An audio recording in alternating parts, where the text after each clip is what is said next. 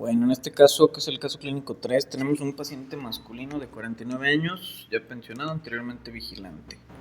Como antecedentes personales patológicos, tiene 25 años con diabetes, está en tratamiento actual con lisproprotamina, 30 unidades por la mañana, 28 por la noche, toma linagliptina una vez al día, metformina 2 veces al día, hipertensión arterial de larga evolución en tratamiento con telmisartán 2 veces al día, nifedipina 1 vez al día, prazosina 2 veces al día.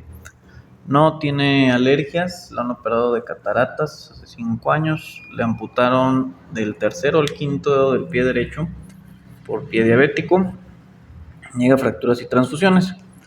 Le hicieron un ultrasonido en el ojo izquierdo en marzo del 16, tuvo una hemorragia vítrea y desprendimiento de retina, fue tratado de retinopatía diabética en tercer nivel de tensión, ambas proliferativa en ambos ojos.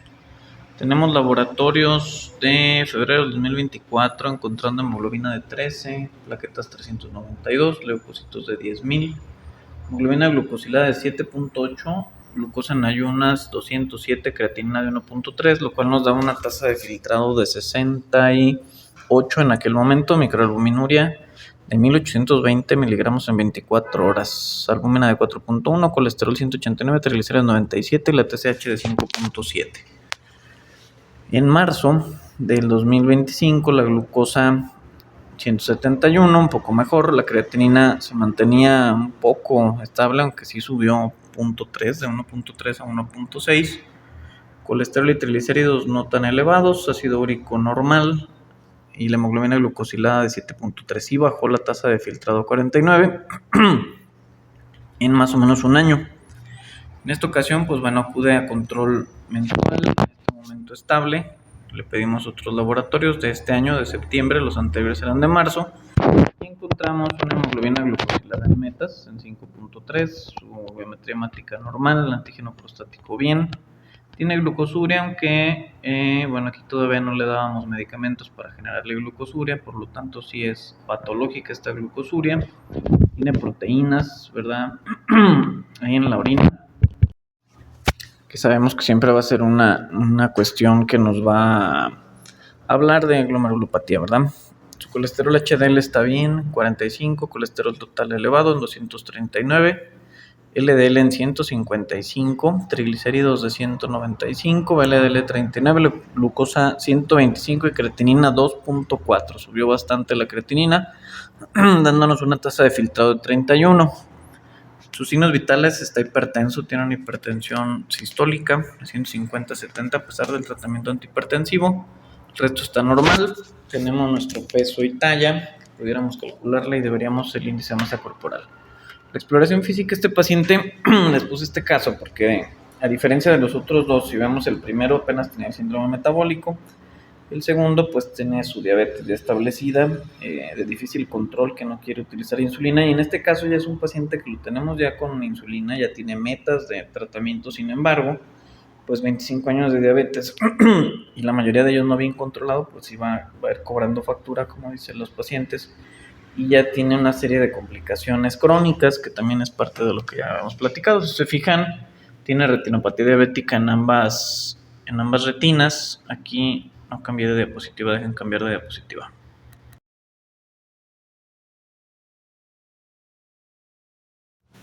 Ahora sí. Entonces, tiene ambos ojos, deberíamos revisar el fondo de ojo de nuestros pacientes con retinopatía diabética bilateral.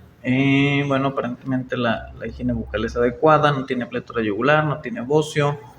Tórax, pues aparentemente normal, abdomen también aparentemente normal. Sin embargo, si nos vamos a las extremidades inferiores, pues sobre todo si tenemos una donde el primer ortejo está normal, sin embargo el resto de los dedos del pie pues están amputados.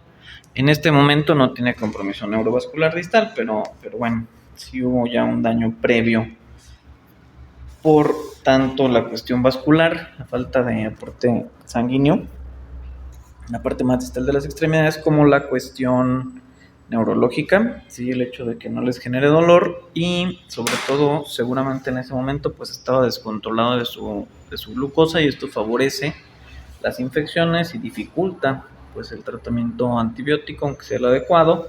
y en un determinado momento genera incluso osteomielitis, que difícilmente en estos pacientes se cura y terminan en amputación. Aquí el problema es que si no la amputamos, pues puede progresar esta gangrena y comprometer pues cada vez partes mayores de la extremidad. Bueno, como diagnóstico, pues tenemos un paciente con diabetes tipo 2, está en control en este momento, metabólicamente hablando. Tiene retinopatía diabética proliferativa, definitivamente tiene nefropatía diabética. Todavía entra en una enfermedad renal crónica 3B, aunque ya está prácticamente en el 4. Tiene complicaciones vasculares de pie diabético y tiene una hipertensión arterial descontrolada. Sabemos que conforme se vaya perdiendo la función renal, pues va a ir subiendo la presión arterial. Entonces esto es un círculo vicioso que va a empeorar la función renal más rápido por ese aumento en la presión a nivel glomerular, de tal forma que pues tenemos que controlar esa presión arterial. En nuestro plan, pues bueno, le vamos a dar su tratamiento, ¿verdad? Vamos a suspender en este caso la metformina porque estamos a nada de bajar de 30 de filtrado glomerular. Sabemos que esto es riesgoso en el sentido de que podemos favorecer una acidosis láctica, entonces hay que suspenderla. Vamos a agregar dapagliflozina, que es un inhibidor del SGLT2, de tal forma que vamos a tratar de mejorar un poquito la función renal con esto o evitar que se deteriore más. Vamos a agregar una estatina de alta intensidad, definitivamente. Es un paciente con un riesgo cardiovascular alto o muy alto, habrá que calcularlo con certeza, ¿verdad? Ya saben cómo, con las calculadoras de riesgo cardiovascular. Vamos a hacer orientaciones en relación al uso del calzado, si no pueden traer el zapato normal que cualquier persona usa, porque pues estas faltas de dedos van a generar una fricción que normalmente no existiría y puede generar otra vez alguna solución de continuidad en los pies que pudiera progresar nuevamente a un pie diabético, de tal forma que pues, se tienen que adecuar idealmente órtesis para que pues no se altere tanto esa falta de los dedos del pie. Igual el calzado pues tiene que ser un calzado apropiado, de su talla, los calcetines incluso de preferencia que no tengan costuras por la parte de adentro. Vamos a subir la dosis de los antihipertensivos, sí, le subimos en este caso el nifedipino, vamos a pedir que genere una monitorización de la presión arterial en domicilio y pudiéramos seguir aumentando la dosis de algunos otros antihipertensivos como el prazosin en caso de que fuera insuficiente. Tenemos pendiente en este caso pues enviar a oftalmología, ya tiene su cita, y enviar a nefrología si sigue progresando esta función renal, sigue disminuyendo. Entonces con esto incluiríamos de manera breve pues este caso clínico para continuar con el cuarto caso clínico de la diabetes mellitus tipo 2.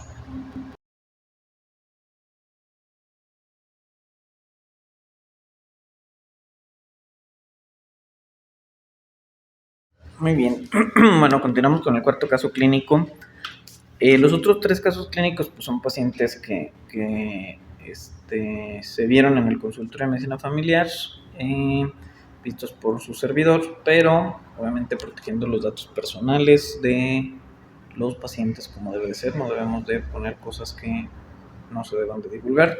Son con fines didácticos, recuerden, no hay que difundir los datos personales de los pacientes. Este último caso clínico no es mío, ¿verdad? Lo tomé de internet, aquí está la fuente, por si quieren confirmar, o mejor dicho, leer, revisar esta bibliografía, pues lo pueden checar, ¿verdad? Es un caso clínico poco común, pero no imposible de pasar. Acuérdense que les he comentado, no han llevado gine ni obste, pero lo llevarán en su momento, y todos los que no seamos ginecólogos, aún así vamos a tener siempre pacientes embarazadas, ¿verdad? Los médicos familiares, no se diga, médicos generales, cirujanos, incluso oftalmólogos, todo el mundo vemos pacientes embarazadas. En este caso no es la excepción, es un caso de una cetoacidosis diabética en una paciente embarazada. Es un reporte de caso, ¿verdad? Para ver que pues puede juntarse todas las cosas. Un paciente puede tener diarrea, puede tener gripe al mismo tiempo y se puede infartar y puede estar embarazada, o sea, se van complicando las cosas, ¿verdad? Entonces, vamos a revisar esta situación. Nos dice aquí como antecedentes que la cetosis diabética es una complicación de la diabetes que a menudo resulta en una emergencia médica, puede afectar a mujeres con diabetes tipo 1 y tipo 2, y también a mujeres con diabetes gestacional, que aunque no lo revisamos como tal en clase porque van a llevar su materia de obstetricia y de ginecología, pues viene en la ADA que les pasé.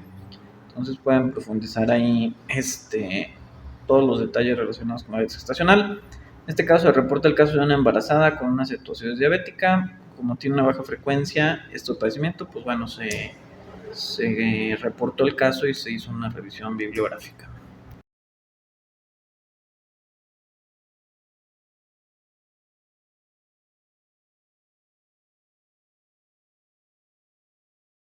Entonces, como antecedentes, bueno, durante muchos años la diabetes gestacional se defendió como cualquier grado de intolerancia a la glucosa reconocido por primera vez durante el embarazo. Sin embargo, pues bueno, ahorita se considera también, tenemos en cuenta que hay casos de hiperglucemia previos al embarazo, hiperglucemia que se presenta durante el embarazo, diabetes gestacional como tal, pero bueno, ahorita no nos vamos a meter en esas cuestiones de definiciones. Aquí nos comentan que incluyen los casos de diabetes manifiesta, no diagnosticada, identificada tempranamente durante el embarazo, y la verdadera diabetes gestacional, que cuando es producto del embarazo, pues se produce más delante del embarazo. En Estados Unidos y muchos países la prevalencia de diabetes durante el embarazo y la diabetes tipo 2 se han incrementado, ¿sí? Por todo lo que platicábamos relacionado con la obesidad y el síndrome metabólico. Como los mexicanos somos muy copiones con los gringos, pues también va subiendo la prevalencia de la diabetes en nuestra población embarazada, que se han reportado en diferentes lugares desde un 8.7 hasta un 17.7%. Sí, es una prevalencia nada despreciable. La mujer mexicana tiene pues riesgo de padecerla por nuestro grupo étnico y aparte pues por nuestra gastronomía y nuestro sedentarismo y todo esto.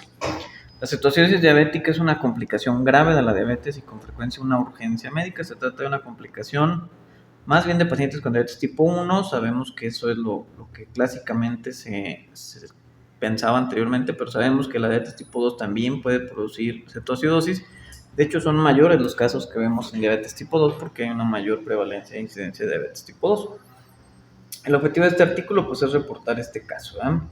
Nuestro caso clínico o el caso clínico que nos reportan es de una paciente de 32 años, joven, ¿verdad? Diabetes tipo 2, tiene 40.1 semanas de embarazo. Ahí, pues bueno, como gregorio cultural, tal vez todavía no lo saben, pero un embarazo de término es de la semana 37 a la semana 42, entonces ya está de término, ¿sí? Esa paciente ya se pudo haber desembarazado desde antes, por alguna razón no ha comenzado con trabajo de parto o alguna situación así, o muy probablemente se les fue el diagnóstico de diabetes antes, ¿verdad? Muy triste, eso es una situación que se debe de buscar. Desde la primera consulta de embarazo debemos de pedir una glucosa sérica y a la semana 24 a 28 debemos de buscar un estudio que se llama curva de tolerancia a la glucosa, precisamente para que no se nos escapen estas pacientes tanto, fíjense, esta es la semana 40.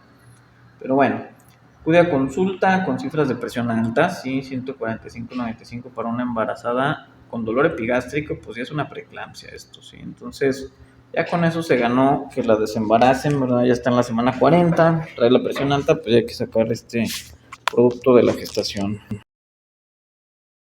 Nos comenta aquí que la actividad uterina era irregular, tenía náuseas y vómito. En los laboratorios que ahorita vamos a ver, tiene una glucosa de 555. Sí, la mandaron al hospital. Aquí viene un hospital que no voy a mencionar. Ingresa a urgencias, presión arterial elevada, 145-95, con una frecuencia cardíaca de 87 latidos por minuto, temperatura de 37, frecuencia cardíaca fetal de 180. Sí, trae su taquicardia fetal. Y tenemos cetonemia y un pH con acidosis, ¿verdad? 7.3. Nos faltaría la PCO2, pero bueno, ya sabemos que tiene acidosis, tiene hiperglucemia, tiene cuerpos cetónicos, pues es una cetoacidosis diabética. El hecho de que esté embarazada no nos excluye que pueda ser una cetoacidosis diabética, ¿sí? Bueno, finalizan el embarazo por una cesárea, evidentemente, obviamente, a esta paciente, si la dejamos evolucionar, pues esta preeclampsia se puede convertir en eclampsia, puede convulsionar y la paciente puede fallecer junto con el bebé. Entonces, pues bueno, se hizo el diagnóstico, aunque lo ideal es haberla agarrado antes, ¿verdad? Bueno, aquí nos ponen algunos exámenes de laboratorio. Vamos a agarrar los primeros que nos ponen acá. Tenemos una glucosa sérica de 553, creatinina de 1.14, de 1.4, perdón, ácido úrico de 12, sodio 131, potasio 4.4 y cloro de 96. Acuérdense que aquí tenemos que corregir el sodio con la glucosa, entonces nos daría un sodio corregido de 142, ese sería el sodio real. Está pues normal, dentro de los parámetros normales. Calculamos la molaridad con la fórmula que ya se saben, sodio por 2 más glucosa entre 18, que nos daría una osmolaridad de 314, o sea, está bastante alta, sin llegar a un estado hiperosmolar, que acuérdense que para un estado hiperosmolar deberíamos de traer la osmolaridad arriba de 320. Entonces, bueno, si nos vamos a la gasometría, tenemos un pH bajo con un PCO2 bajo, o sea que es una acidosis metabólica, ¿verdad? PO2 normal, exceso de base, el bicarbonato bajo, ¿sí? Definición de acidosis metabólica por cetoacidosis, tiene que tener bicarbonato bajo y un exceso de base de menos 14, que en este caso nos habla de que nuestra paciente está deshidratada, no es la única causa de que aumente de manera negativa el exceso de base, pero en este caso sí. Entonces, es una parte del tratamiento que más adelante vamos a ver, yo creo ya la otra semana que regrese, vamos a ver como tal el tratamiento de la cetoacidosis, que adelantándome son 4 pilares, ¿verdad? Vamos a tratar el déficit de líquidos, vamos a tratar cuidando obviamente los electrolitos, principalmente el sodio y el potasio. Vamos a tratar la cuestión metabólica, ¿verdad? La glucosa la vamos a bajar, vamos a cuidar mucho el potasio, ¿sí? El potasio es fundamental y en algunos casos les vamos a poner bicarbonato, que este no es el caso, nada más cuando el pH esté abajo de 6,9.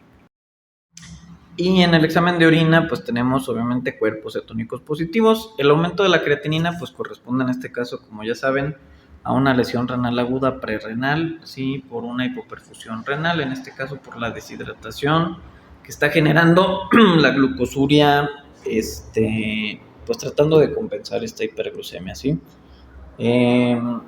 Pues bueno, vamos a ver a continuación qué más nos comentan.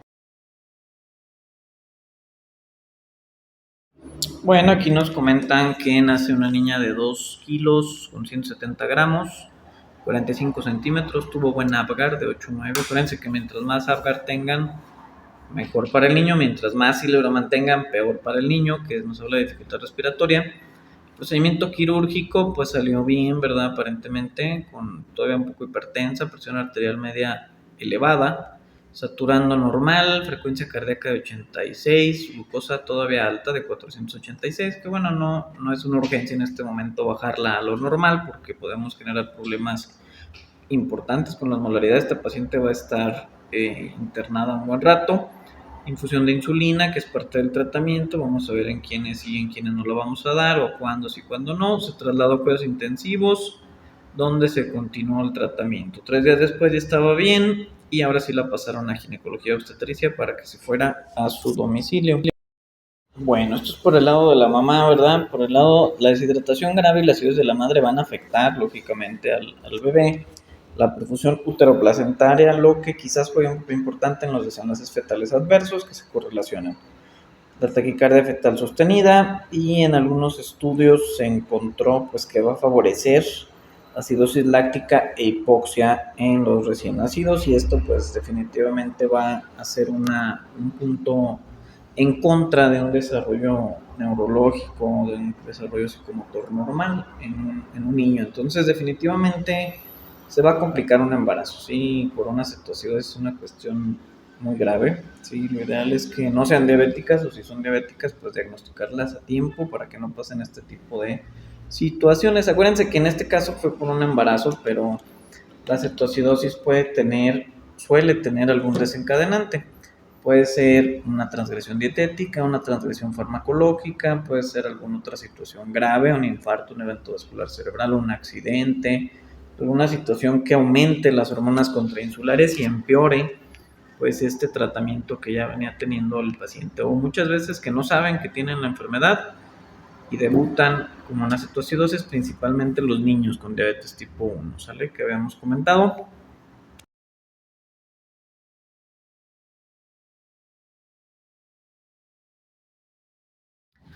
Ya para concluir este artículo, pues nos comenta que la cetosis diabética es una complicación rara y grave con consecuencias nocivas para la madre y el feto.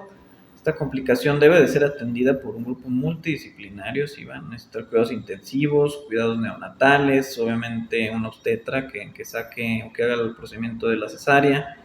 El reconocimiento rápido de los factores precipitantes, la administración de fluidos y de insulina y la corrección de los desequilibrios hidroelectrolíticos pues son las prioridades en el tratamiento.